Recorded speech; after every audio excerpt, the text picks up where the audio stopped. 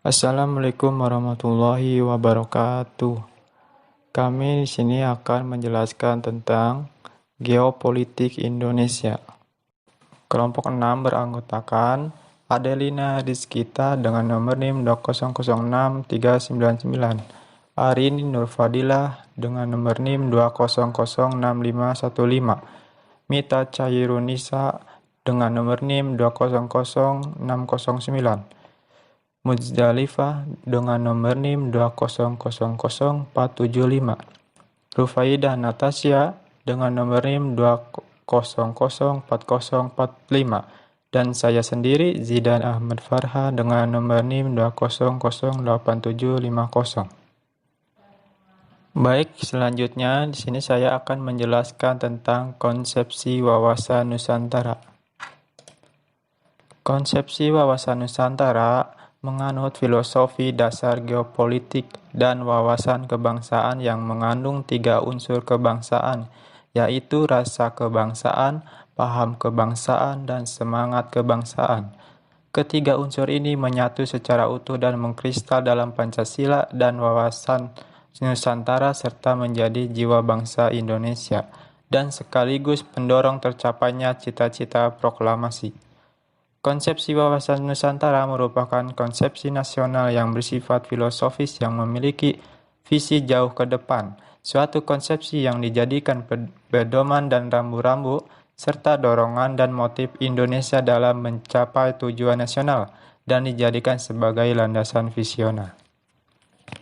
Nilai-nilai yang terkandung dalam pembukaan Undang-Undang Dasar 1945 dan Pancasila mengandung 5 pesan pokok, yaitu 1. Penghayatan dan hakikat harkat martabat bangsa. 2. Kesepakatan akan cita-cita nasional. 3. Kebulatan tekad untuk mencapai tujuan nasional. 4. Mempertahankan dan memperjuangkan kepentingan nasional. Dan yang kelima, kesepakatan tentang pencapaian tujuan nasional. Kedua, pengertian dan hakikat wawasan Nusantara.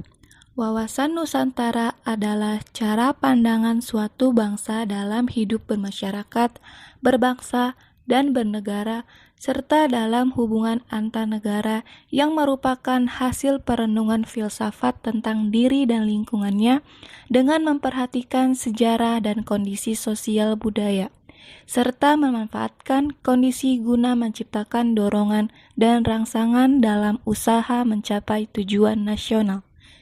Menurut Kamus Besar Bahasa Indonesia 2001. Ketiga, tujuan dan asas wawasan Nusantara.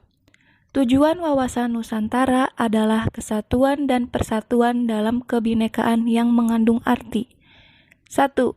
Penjabaran tujuan nasional yang telah diselaraskan dengan kondisi, posisi, dan potensi geografi serta kebinekaan budaya. 2. Pedoman pola tindak dan pola pikir kebijaksanaan nasional. Ketiga, hakikat wawasan Nusantara, persatuan dan kesatuan dalam kebinekaan. Asas wawasan Nusantara terdiri dari 1. Kepentingan bersama berarti persamaan sikap dan kehendak dari seluruh rakyat Indonesia. Kedua, keadilan. Ketiga, kesetiaan terhadap kesepakatan atau ikrar bersama. Keempat, kedudukan dan peranan wawasan Nusantara dalam sistem kehidupan nasional Indonesia sebagai paradigma kehidupan nasional Indonesia. Urutannya sebagai berikut. 1. Pancasila sebagai filsafat, ideologi bangsa, dan dasar negara. Kedua, Undang-Undang Dasar 1945 sebagai konstitusi negara. Ketiga, wawasan Nusantara sebagai geopolitik bangsa Indonesia. Keempat, ketahanan nasional sebagai geostrategi bangsa dan negara Indonesia. Kelima, politik dan strategi nasional sebagai kebijakan dasar nasional dalam pembangunan nasional. Selanjutnya, dalam kehidupan nasional, wawasan Nusantara dikembangkan peranannya untuk 1. Mewujudkan mewujudkan serta memelihara persatuan dan kesatuan yang serasi dan selaras segenap aspek kehidupan nasional. 2. Menumbuhkan rasa tanggung jawab atau pemanfaatan lingkungannya. 3. Menegakkan kekuasaan guna melindungi kepentingan nasional. 4. Merentang hubungan internasional dalam upaya ikut menegakkan perdamaian. 5. Wajah wawasan Nusantara. Selanjutnya, ada hakikat otonomi daerah. Otonomi daerah yang merupakan substansi pokok dari Undang-Undang Nomor 32 Tahun 2004 tentang pemerintahan daerah. Untuk mewujudkan kemandirian daerah yang sebenarnya melalui kewenangan daerah yang luas, nyata, dan bertanggung jawab. Melalui penyelenggaraan otonomi daerah, diharapkan masyarakat daerah cepat berkembang dan berkemampuan mendayagunakan segenap potensi yang tersedia menuju pencapaian taraf kehidupan yang makin sejahtera. Selanjutnya, ada asas dalam mengelola daerah. Yang pertama, desentralisasi pelayanan rakyat atau publik, yang bertujuan memudahkan pelayanan kepada rakyat atau publik sehingga outputnya berupa pemenuhan bahan kebutuhan pokok rakyat public goods dan peraturan daerah public regulation agar tertib dan adanya kepastian hukum. Yang kedua, dekonsentrasi, yang merupakan pelimpahan wewenang pemerintahan oleh pemerintah kepada gubernur sebagai wakil pemerintah atau kepada instansi vertikal di wilayah tertentu. Yang ketiga, ada tugas pembantu, di mana penugasan dari pemerintah kepada daerah atau desa dari pemerintah provinsi kepada kabupaten atau kota untuk melaksanakan tugas tertentu. Yang kedua, ada pembagian daerah.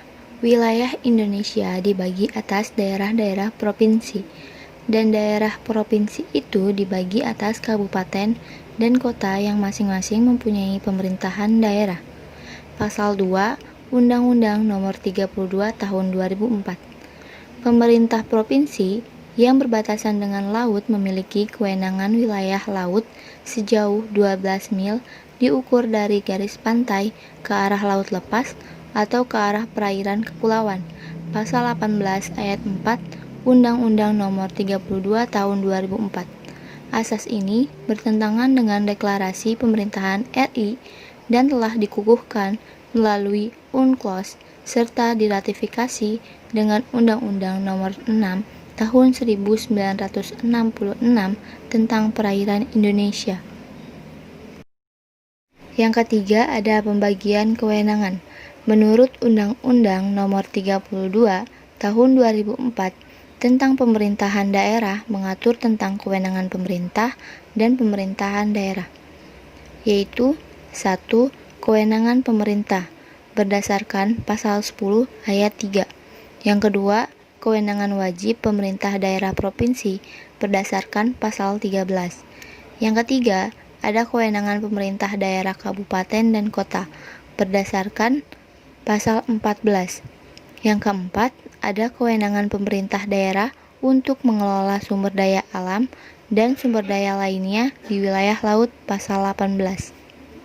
Yang keempat, ada sumber penerima pelaksanaan desentralisasi, yaitu 1. Pendapatan daerah meliputi pajak daerah, retribusi daerah, hasil pengelolaan kekayaan daerah, dan lain-lain pendapatan asli daerah yang sah.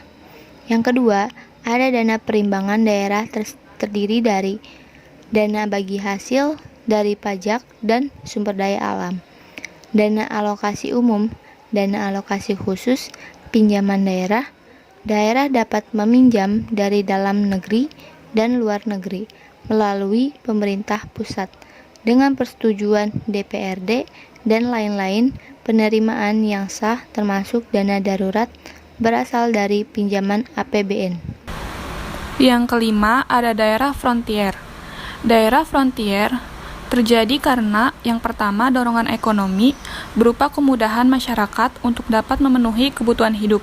Yang kedua, dorongan sosial budaya berupa kesamaan subkultur atau suku dan kemudahan mendapatkan fasilitas perlindungan masa depan seperti sekolah, kesehatan, dan social security. Yang ketiga, dorongan politik antara lain adanya kepastian hukum dan tidak menutup kemungkinan menuntut adanya referendum. Yang keenam, rencana tata ruang wilayah. Masuknya limbah B-3 sebagai impor menandakan bahwa kita sering mengabaikan baku mutu lingkungan yang akan merugikan lingkungan. Padahal, kita hendaknya mengacu pada filosofi yang mendasarinya, yaitu pemanfaatan ruang bagi semua kepentingan secara terpadu, berdaya guna dan berhasil guna, serasi, selaras, dan berkelanjutan, serta keterbukaan, persamaan, keadilan, dan perlindungan hukum. Dengan menyadari akan filosofi tersebut, maka akan terwujud yang pertama, kelestarian, keserasian, dan keseimbangan antara manusia dan alam. 2. Manusia Indonesia sebagai insan lingkungan hidup yang memiliki sikap untuk melindungi dan membina lingkungan hidup. 3. Generasi masa kini dan generasi masa depan. 4. Kelestarian lingkungan hidup. 5. Terkendali pemanfaatan sumber daya secara bijaksana. 6. Terlindungi NKRI dari dampak kegiatan di luar wilayah NKRI yang menyebabkan pencemaran atau perusakan lingkungan hidup. Karena itu, penyusunan RT/RW perlu benar-benar terpadu. Untuk selanjutnya, saya akan menjelaskan tentang geopolitik Indonesia dalam kerangka otonomi daerah. Geopolitik Indonesia dinamakan wawasan Nusantara, yaitu merupakan cara pandang bangsa Indonesia terhadap diri dan lingkungannya yang sarwa Nusantara sebagai satu kesatuan ideologi, politik, ekonomi, sosial budaya, pertahanan, dan keamanan. Pada tataran wawasan Nusantara, pendekatan cara pandang dan konsepsi berpikir untuk menata kehidupan berbangsa dan bernegara melalui pemahaman wawasan Nusantara yang benar. Akan terlihat implementasi otonomi daerah yang mempunyai wawasan kebangsaan serta meletakkan penjabaran kepentingan nasional di atas segala-galanya dengan diilhami visi pada konsepsi ketahanan nasional. Untuk selanjutnya, ada prinsip-prinsip wawasan Nusantara yang harus dipertahankan dan ditegakkan guna keberhasilan memantapkan wawasan Nusantara di era otonomi daerah dalam rangka mendukung ketahanan nasional adalah 1. Pancasila. Pancasila sebagai falsafah negara dan merupakan konsep untuk menjadikan negara sebagai sarana perjuangan mewujudkan cita-cita bangsa. Kedua, persatuan dan kesatuan sebagai prinsip untuk mengakumulasikan kekuatan nasional dalam mencapai tujuan bersama, seperti terungkap dalam semboyan bersatu kita teguh, bercerai kita runtuh. Persatuan bangsa merupakan gabungan suku-suku bangsa yang sudah bersatu sebagai sebuah bangsa, bangsa Indonesia secara keseluruhan. Kesatuan bangsa atau kesatuan wilayah mempunyai makna menunjukkan sikap kebersamaan dari bangsa Indonesia dan menyatukan wujud yang hanya satu dan utuh, yaitu bangsa Indonesia yang utuh dengan satu wilayah yang utuh. Yang ketiga, Bhinneka Tunggal Ika sebagai prinsip untuk mengintegrasikan keanekaragaman komponen bangsa yang terdiri dari perbedaan suku, agama, adat istiadat, dan kebudayaan. 4. Kebangsaan sebagai prinsip untuk mewujudkan keinginan untuk kehidupan bersama dalam mencapai tujuan bersama. Kebangsaan merupakan mekanisme kehidupan kelompok yang terdiri atas unsur-unsur keberagam dengan ciri-ciri persaudaraan, kesetaraan, ketidakkawanan, kebersamaan, dan kesediaan berkorban bagi kepentingan bersama. Kelima, kesadaran akan pentingnya bersatu. Dengan menghimpun dan memadukan segenap sumber daya yang dimiliki bangsa Indonesia untuk mencapai tujuan bersama. Keenam, persatuan dan kesatuan bangsa, agar dapat mempertahankan jati diri dan ikatan batin bangsa Indonesia sebagai bangsa besar dan disegani. Ketujuh, ada kesatuan wilayah nasional, yang dapat menjamin keutuhan ruang hidup dan sumber kehidupan bagi bangsa Indonesia. Kedelapan, kesatuan bangsa Indonesia dengan tanah airnya yang dapat menjamin kelangsungan hidup dan pertumbuhan bangsa Indonesia. Lalu, setelah ada prinsip, pastinya ada konsepnya juga dong. Konsep-konsep dasar dalam wawasan Nusantara adalah sebagai berikut. Yang pertama, tanah air atau geopolitik.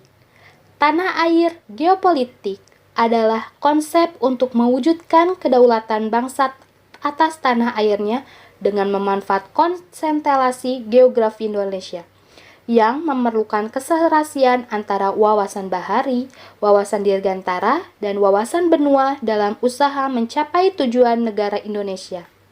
Konsepsi geopolitik bagi Indonesia menjadi aktual bila dihubungkan dengan kesadaran akan posisi geografis wilayah Indonesia.